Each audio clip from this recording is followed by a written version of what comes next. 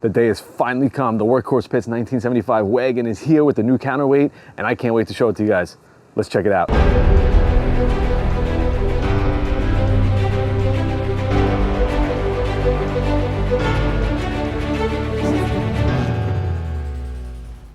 All right, what we're gonna do now is we're gonna get this seasoned up and ready for cooking. So the first step is gonna be to wash out the inside. This is gonna help get out anything that's fallen off, any little pieces of metal that have shaken in the delivery process, any leftover pieces or gunk that's in there. We're gonna wash it all out, let it dry, and then we're gonna season it up.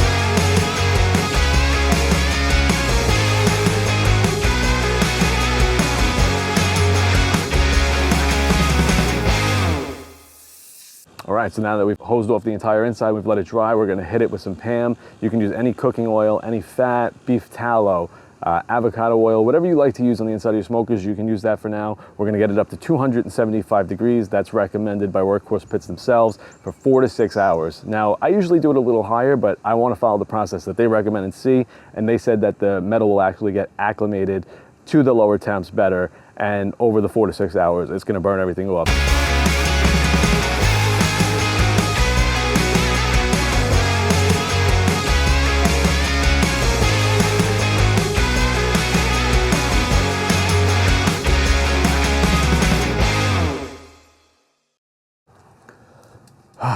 All right, so while we're sitting here waiting for this, let's go over some specs. So let's go over pipe size. Now, usually when you get into this price range, everybody's gonna have a 24-inch diameter pipe for the smoke chamber. The 1975 has a 24-inch diameter pipe for the smoke chamber and the firebox. It also has a 3/8 inch thick steel wall throughout the smoker. Now this is the game changer for it because a lot of them out there in this price range, similar smokers like the Millscale 94 and others, they're gonna have a 1/4 inch thick steel. This is gonna make it much better at holding heat. It's gonna keep the temps even throughout the smoker much easier. So you're getting that 3/8 inch thick steel for this price as well. So that's definitely something to consider and something I love about it. The 1975 has 2,316 square inches of cooking space if you get the fully loaded with the firebox grates and the upper grate. The main grate itself though, so if you decide not to go that route and you're just looking at the main grate, you're looking at 47 inches by 23 1/4 inches. That's just under 1,100 square feet. So that's still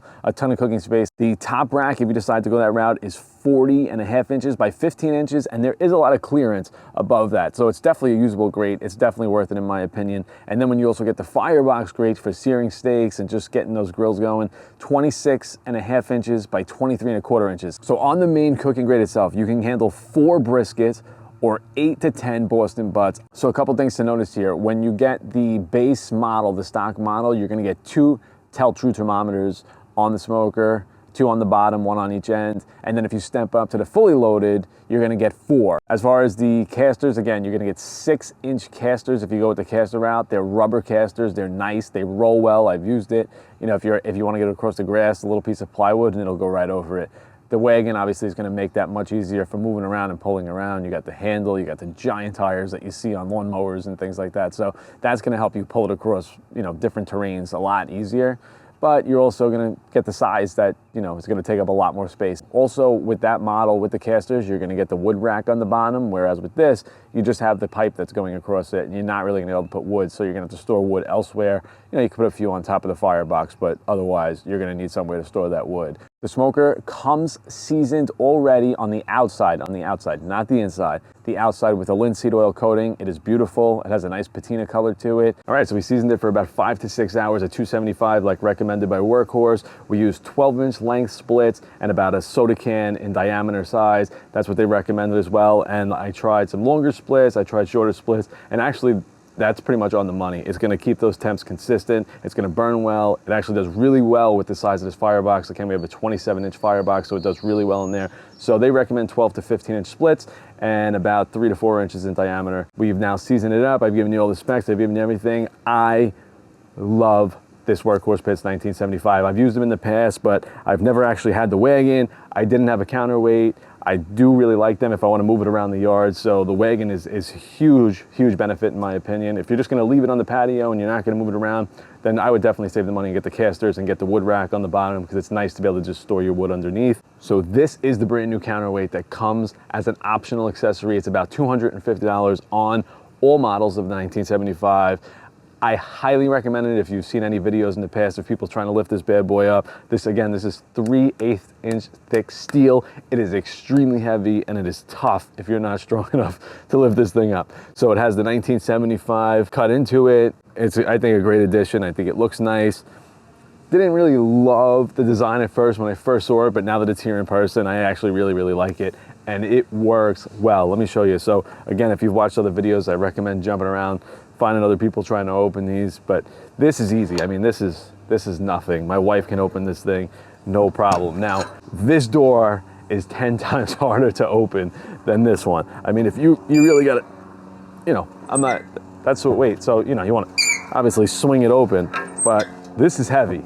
Now, if you do the same thing here, I'm not even gonna move, watch this. It goes right up, it is smooth. Like, you can just chuck this thing around, it's nice. And it just feels really good. So for $250 or a little under $250, I think I definitely recommend getting this accessory if you don't have this pit yet and you still haven't ordered it. All right, so let's talk smokestack, because this has probably the biggest smokestack I've had on a smaller backyard smoker. So this is about 44 inches in length from what I remember, and about 6 inches in diameter. I mean, this thing is massive when you look at it from the size of the smoker. Now, it does collapse, which is really nice. It folds down and this drops right across. Really nice if you want to store it or travel. You don't have to keep it up like some smokers have. They do make a cover for it, so the cover can only go on if the smokestack is down. I actually ordered a cover, a custom cover for it that'll go on when it's up, because I like to keep it up. Otherwise, you're unscrewing it and screwing it all day long. All right, so if you go with the wagon, you're gonna get this handle on the end. It has a chain that holds it in place, so it'll keep it tight when you're using it. And if you wanna move it around, you just unhook the chain and the handle pretty much drops all the way to the floor. And this makes it 10 times easier to move this thing. So you have a swivel axle in the front and just a straight axle in the back, but watch how easy it is to move this. And on the 6-inch casters that come on the caster model, on a patio like this, they're actually gonna move pretty easily as well. But once you get to grass or anything like that, you're gonna risk obviously sinking into the ground and need some plywood or something solid to move it around on. But this, I mean, you could really just roll this thing all over the place, pretty much by yourself and with ease. Now, I did notice if you're running it across grass, if it's a little thicker, if it's dirt, you're probably gonna want some help. But as far as, you know, these tires and the wagon, it's a huge plus if you do like to move it around. All right, so let's talk the firebox. This is a 27-inch firebox, 3/8 inch thick steel and 24-inch diameter. It is huge, and the door is solid as well. Now, I've seen on a lot of reviews and a lot of the smokers that I've seen in the past that are similar, 1/4-inch doors, maybe a little thinner, this door will start warping, it won't shut, but I mean, as you can see, this is solid. I mean, you really don't even have to latch it. It just holds well. High heats don't affect it at all. It comes with the butterfly vent on the door, so you can open it and shut it, as well as latch it. And as you can see in there, there's a ton of room. So again, if you get the Cowboy Firebox, you're gonna get the door on top and these cooking grates, and you can see they really go across this entire thing, and you can cook a ton of meals. So what I like to do is reverse sear steaks. At the end, I just throw them on those grates and sear it up. I recommend getting the Cowboy Firebox. Most people say they won't use the grates on it, but you know what? There's those times where you just want to use it and you have them on hand, or you know, if you want to just throw some charcoal in there and get a nice little grill going, you can do so much with this. So it's very versatile. For the extra couple $100, I definitely recommend the top grate and the Cowboy Firebox. So another thing I added is the ball valve that Workhorse came out with. They released it a couple months ago, I believe, and it really makes it much easier to deal with the grease inside of the smoker. You can turn the ball valve and close it when you're moving it, and if you leave it open, then you can obviously catch the grease without having to just have it pouring out the bottom or plugged up. The only issue that you're gonna have with the wagon, which I didn't realize, is that this crossbar here gets in the way and you can't actually catch the grease. So what I did, I just went out on Amazon and I bought a couple of elbows just to extend it out. And then what I do is I just take a drain bucket with some disposable cups, I hang it onto it, and there you go. You can shut it. You can open it as needed. I just leave it open unless I'm moving it or have any real need to shut it. And now the grease comes out and it's easy to catch and much easier to deal with. So I think it's about $35 if you're gonna get this smoker, or if you already have the smoker, I definitely recommend getting it. So the big question we've been waiting to answer is this Workhorse Pits 1975 worth the money? And I'm saying hands down, it is. Now, I've used them in the past and they run mint. Even temps across the board, holds heat. That 3/8 inch thick steel is amazing. The flow on it is amazing. The drawer that comes through it, it's really tough. Actually, it's probably too good, so you're probably, like I said, want to close this down. But as far as the pricing, I don't think it could be beat. I don't think the Mil Scale 94 for the price and the premium price that you're going to pay for it is as good as this smoker. I don't think there's really anything in this price range that's even close to what you're going to get for this smoker. If you want to go down, I definitely recommend checking out my video on the Old Country Pits Gen 2 for that price range of a little under $2,000, the sub $2,000 market.